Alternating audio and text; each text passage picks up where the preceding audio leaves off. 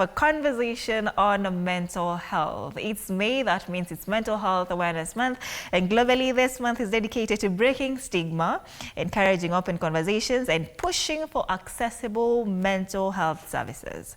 Now, this year's theme, 2025, is Turn Awareness into Action. A powerful reminder that acknowledging mental health challenge is just the beginning, and the real work is changing mindset, policy, and of course, access. So joining us for this conversation this morning is Marcin Zuki, our psychologist and mental health advocate, to help us unpack what this theme means. That is, turn awareness into action. Karibu sana Marcin to TV47. Oh, thank you so much. I'm really glad to be here. We are glad to have you. Yeah. We're talking about the mental health awareness in May. I know this is a very, very basic question, but why is it still important for us to be having such a month dedicated to just mental health awareness? Because I know there is another month in October, but why is it important for us to have it? I think we talk about mental health throughout the year, in November, in October, we have it in May, but why is May so important for this particular, day? No, it's very important because there is no health without mental health. And I like it that we have a whole month dedicated to talk about mental health, because to remind people that as the way you take care of your physical health, you need to take care of your mental health as well. Because if you realize right now, even in the country, mental health struggles are actually an emergency. We have very many young people dying by suicide. General population basically dying by suicide. So we need to make it sort of a conversation that we need to have. And it's important even beyond May, we still have this conversation. So May is just pretty much to remind people to prioritize their mental well-being. Yes. So do you think awareness has improved in Kenya over the past few years, or we're constantly just still stuck on awareness without action? Because you see, this year's theme says turn awareness into action. Are we more focused on just talking about awareness, yet action is still missing in these conversations? I'll say no. We have come a long way as a country, because you realize that we have a mental health task force that purely supports in ensuring that even from the policy level, we have a mental health. Last year, we launched the clinical mental health guideline for common mental health disorders. There's a lot of policy work that is going in place, as well as also making mental health accessible. So what you're realizing is even in the online space right now, people are warming up to mental health, talking about mental health, which is really something that is commendable. But now we are saying this month, it needs to go beyond just awareness. It's good to normalize, because that's where it starts. Where we are coming from as a country, the first time even for you when you heard about the word mental health, you thought of somebody who is either picking off sort of wendawazimu. Yeah, somebody who is out of touch with reality, But in actual sense, we are changing that conversation to look at, it's not only mental illness, there's also mental wellness. So we are changing that conversation to look at both. So there's awareness that is there, but then now going beyond that, if you're noticing that you're struggling with mental health illness, how can you be able to seek for support? And seeking for support, coming to a psychologist like me, does not make you weird. It actually makes you human. The same way you can go and see a doctor for a checkup. Yeah. So how can they now know that I'm not doing okay, let me just go look for Marcy, to as much as you're telling them to take care, of their mental health, to just ensure mental wellness, how do they now come to that realization that I'm not doing well in life, this and this is bringing me down, my mental stability is in the gutters? How do they get to that level, and what should they look out for to now seek for help? Oh, wow. When you are experiencing stress, and there are two types of stress. There's the positive stress, and there's the stress itself, like the negative stress that is brought about by too much either a situation, a traumatic event that has happened that has caused you to experience that stress. Today in the morning as I was driving here, I came across an accident, a road accident. That is trauma in itself. People are stressed because this is something that you had not anticipated to happen. And trauma basically is when you're experiencing psychological and emotional distress because of what has happened. So yes, so stress is what may lead to that. So when you realize as an individual you're going through stress, and this stress is affecting how you are functioning, your normal functioning of life, then you need to reach out for support. And how sometimes it displays is even when you're not able to exercise positive emotion, you're not able to respond, what we call emotional intelligence. You're not able to respond well to a situation, you react. Like a classic example is when a colleague, you've gone to work, a colleague has either said something that has not sat well with you. What happens? Are you too quick to lash out words? If you realize you're lashing abusive words, then that tells me you're reacting, you're acting by impulse. And that already is a telltale sign to tell me what is it that is underlying that is causing you to not be assertive enough, because responding is being assertive enough to actually communicate to the person who has annoyed you candidly. Like when you did this and this, I was not happy. Are you able to respond, or do you find yourself reacting? So that is a telltale sign to tell you that you need to find out what is causing you the stress. And all of us go through stress. Yeah. You know, when you talk about positive stress, that is something we don't talk about. Positive stress, how does it look like exactly? Oh, that's a good question. So like positive stress, let me say, for example, you are not anticipating to get a promotion. And then all of a sudden you get a promotion, which comes with money, additional money. And sometimes it's a huge margin from what you used to earn. You know, you'll get stressed. Because you're like, how will you spend this? Like, you are not used, like, you become very happy, you become excited, you don't know what to do with this money. Already, especially now looking at somebody who was very structured, this goes here, goes there. So it gives you anxiety. So that's positive stress. Something that comes out of you experiencing a situation that has made you feel elated or happy. When we look at this year's theme, Turn Awareness into Action, what does that call to action look like practically from where you're sitting at as a mental health advocate and a psychologist? So like making mental health accessible for all. I know when you talk about mental health interventions, they are very expensive. But right now, even as a country where we are at, is we have toll-free lines, like 1190, that is operational 8 a.m. to 10 p.m. in the night. We have 1199, that is a 24-hour toll-free line where people can be able to call and get mental health support. So how do we bring these mental health services closer home? And how sometimes it's not, that's the curative aspect. When you realize you're going through mental health struggles, you can reach out for support. When you realize you don't know whether you're going through mental health struggles or you're just navigating through life and you're going through stresses, where are we having this conversation? So having this conversation, even on the online platform, like something that I do, like on Facebook, I always talk about mental health on my different platforms. And I'm not alone. We have so many advocates who talk about mental health to sort of normalize, because when we normalize this conversation, then it becomes very easy. Even at a family unit level, a parent can talk to a child about mental health.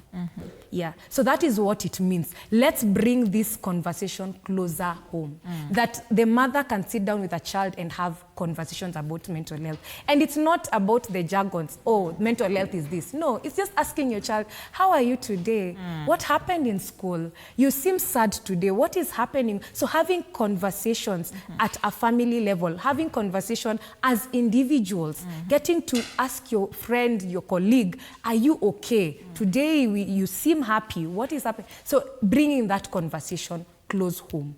And if you realize that one of your friend or a colleague is going through mental health struggles, being able to refer appropriately so that they get support. So that is what access means. Diversification of being able to ensure that people can access mental health at whichever level. It can be at facility level, it can be in the online platform, it can be through the toll-free lines that I've alluded to, ensuring that it's just, and this conversation is happening even within the home setting.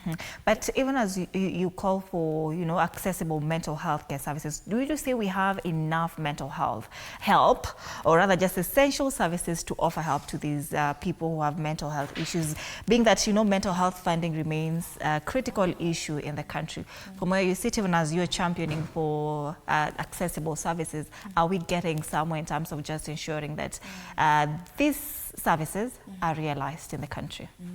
Yeah, in terms of funding, for sure, we have a long way to go, because even when you look at mental health allocation, resource is very limited. Yeah. So that is why even we are trying to ensure that, I am trying to ensure that I do my part. And I know even from the policy level, the Ministry of Health, Ministry of Education, the different stakeholders, they are working to ensure that we mobilize to get funding to ensure that mental health services are accessible, to everyone. Yeah. And even as we champion for mental health wellness, we still have stigma in the country. It's not something that you can, even if somebody goes there on social media and says, hey, by then I'm feeling quite suicidal, because there's a law that says suicide is not a crime now. But somebody would go on social media and say, I'm feeling suicidal, I'm so depressed. But you look at the comment section and it's so, demeaning, anatusiwa kule ndani. But why are we still having the issue of stigma in this day and age? Even we started by saying we have around 3 months dedicated to just celebrating mental health awareness and just creating awareness. So why do we still have stigma issues? Yes, stigma is there for sure. Because you see, when you talk about mental health, people are still thinking about mental illness. Mwenda wazimu. So we need to normalize this conversation. And then I know also with mental health struggles, even within the religious spaces, there are places where you'll find they term it as being demon possessed. In the African culture, there's nothing like that. So we have a long way to go in terms of breaking stigma. But I say if we can, I believe in the ripple effect. And that's why I'm in the online. I'm very aggressive when it comes to talking about it within the online spaces and ensuring that people use the right terminology, because it starts from there. Using the right terminology to address someone. We don't say committed suicide, because it's no longer a crime. It's a cry for help. We say death by suicide. So it is upon us as even mental health practitioners to ensure that we have this conversation within the different spaces that we are in. So it goes from the individual, even what you've highlighted, like in the comments, having individuals being able to empathize more. Because when somebody comes to the online space and they talk about their mental struggle, let's stop looking at it as them trying to look for attention. They're seeking attention. Because it takes a lot of courage to actually post. But let's be empathetic. And this one of the ways, in as much as we're saying we move from access, we move from awareness to action, we still need to consistently create awareness. Because there are people who know about, they know mental health has been normalized, and there are people, even in this country, who it's still a taboo. We can't sit down and talk about you're stressed as a child. How? As an adolescent, you're not even paying somebody's fee. I work a lot with children and young people. So so dealing with even parents saying, Mercy, how is my child going through depression? How? They don't pay fees. They don't, what is stressing them. But coming to that realization that even a child, even a young person, anyone can go through any form of mental illness. Is one way which can be able to destigmatize, contribute to destigmatizing mental health in the country. Now, Mercy, you said you as Mercy, as a mental health advocate, you are doing your part in terms of just creating awareness of mental health issues. But what can we now as ordinary Kenyans do to just ensure that this year's theme is also just realized, that's turning awareness now into action? What do we need to do as Kenyans? Thank you for that question. I feel like everyone has a role to play, even in destigmatizing mental health. You see, like even me coming to the media station at TV47 is just to create awareness about what is mental health and how can you be able to normalize this conversation at the level you're in. Because truth be told, when you look at the number of mental health practitioners vis-a-vis the general population, it's still, the ratio is still very neither here nor there. Yeah. So you see, like, you will have one psychologist who's handling so many people. But then now, if we have this conversation on the digital platform, and I really like what TV47 is doing, creating this platform for us to talk about it. So whoever is listening to us, can they be able to take initiative and normalize mental health? And it starts by being empathetic enough. And empathy is just trying to feel what the other person is feeling, getting into their shoe and not judging them. You know, asking them, how are you faring? Good morning. What is happening with you? Tell me, how has you know, getting to check in on each other. And the person who's struggling with mental illness, either stress or whatever kind of mental illness, are you able to talk it out? Share. Like, I didn't sleep well. Like, talk about it. That is where it begins. So when you talk about it, the person who you've talked about it with can be able to actually support you, listen to you, provide that listening ear. And I believe even what the Englishman said, a problem shared is a problem half solved. Imagine it's true. Don't sit down with the stressor by yourself. Talk it out with someone. Talk it out with a friend. Reach out through these toll-free lines. Get support. And it is okay to get support.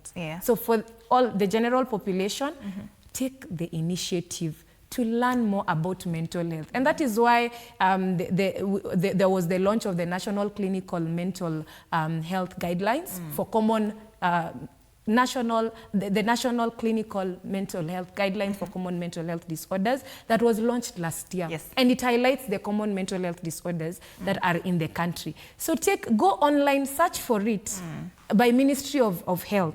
Search for it, learn, and get to share this information with the other people around you. That will go a long way. Absolutely. And you say something there in the middle, and I realize we should have touched on it when you're just starting off with this conversation. It starts with just realizing what mental health is. So if for somebody who is watching right now, and you know, we talk a lot about mental health, we would assume that they already know what it is. But how would you tell somebody, a mom watching at home, that 70-year-old, that mental health is 1, 2, 3? How would you describe it to them? Oh, wow. So I'll define it according to World Health Organization. It states that mental health is a state of well-being in which an individual understands his or her own abilities, can cope well with the daily stresses of life, and can make a contribution to their community. So when you look at mental health, there is mental wellness, which we call positive mental health. When you're feeling like you're mentally okay, like you feel like you're able, you don't have anything that is stressing you, don't have anxiety, you're not extremely worried about anything. And there's also mental illness. So are you able to understand your abilities? Are you able to cope with the daily stresses of life? Like when you come across an accident, that's trauma. When you lose your house keys and you don't know where you've placed it, and you need to go to work and time is not on your side, you know, like the time is lapsing. Are you able to cope with that stressor? So can you cope with the daily stressors of life? And are you able to make a contribution to your community? That is mental health. That is and now in it you have the positive and you have the mental illness. You know, the law shifted from institutionalizing people now to just focusing on community-based care in regards to mental wellness and mental health. So the question is, how prepared are our counties in terms of just implementing mental health services under this law? Or is this still a Nairobi conversation where somebody is having mental health challenges, mental health illnesses, but lazima atoke uko Turkana all the way to Nairobi just to come and get access to these services? Oh no, there's a lot of work, even from the space I'm coming from, there's a lot of work that is happening within the county levels as far as mental health is concerned. There are meetings that happen on a regular, as far as, now this from the policy level, as far as ensuring that this conversation is actually going to the different counties. We have a long way, for sure, as far as disaggregating this is concerned, but we are on the right track. That's what I can say from my experience. And I'm taking a look at the mental health plan that was launched in 2021. It was to go up to 2025. Of course, you're in the final stretch of that Kenya mental health action plan. And from where you sit, are we on the right track in terms of that action, mental health action plan? Are we on the right track? I know you say that from where you sit, a lot of policies have been, have been made. A lot of things are being a lot of things are changing rather. So are we in the right track in terms of just realizing that the mental health action plan 2021 to 2025 is actually, being realized, like in a manifest, it's coming to life? Yeah, and that is why we have the mental health board. Yes. Yeah, that is in place, that is supporting to ensure that there is implementation as far as even the action plan is concerned. Yeah, that is at the policy level. But in terms of the grassroots level, the community level, for sure, being able to now, I know there's always that gap of the policies are there, yes, but what is happening at the grassroots level? Are people actually recipients of this information? That is where the gap is. Are people able to understand what is mental health, even from the term itself? So there's a long way we have to go as far as that is concerned, and there are efforts that have already been put to place to ensure that this is being realized even in the different communities that are there. Yeah. Mercy, so maybe what are the existing gaps in terms of just creating more awareness, and in terms of more awareness, of course, about mental health, wellness, illnesses? What are the gaps that exist? So one of the gap is stigma in itself, because some people are actually stuck with looking at mental health as wendawazimu or something that doesn't exist. So that's a gap. The other one is also in terms of accessing these services. For sure, mental health services are expensive. Yeah. And I'm alluding to in-person mental health services. Like when you're coming to see a psychologist per hour, we charge per hour. Yeah, they are expensive. And that is why I really like some of the key stakeholders who are ensuring that if people can access mental health services, even in the online spaces, through toll-free lines, which are free. I know toll-free lines that are free for young people to be able to access. So once they've been able to ensure that is there, it's just to diversify ways in which the people can be able to access. But for sure, there's still a long way that we need to go to ensure that it is accessible for all. So accessibility is also something that we are struggling with. And it's because it comes back to the issue of funding, mental health funding within the country. We are trying to resource mobilize. Yeah. So that is something that is also a gap. Yeah. If there's something that you would want anyone watching as this morning to take from this conversation, what would it be, Mercy? So like what mental health is. Ask yourself as an individual, are you able to cope with the daily stressors of life? Where are you at? It's okay to take time with yourself and ask yourself, where are you at in terms of what you're thinking, in terms of how are you feeling? Yeah? So do a daily check-in with yourself. Where are you at? What is disturbing you? What is causing you to feel sad? What is causing you to feel happy?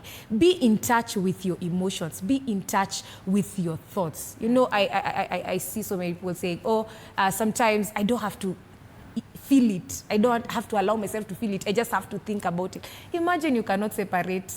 You cannot separate the two. So allow yourself to be in the moment. And the other thing I will really encourage people to do is take care of yourself. The only person who can better take care of themselves is you. You are the most important person to yourself. You matter a lot.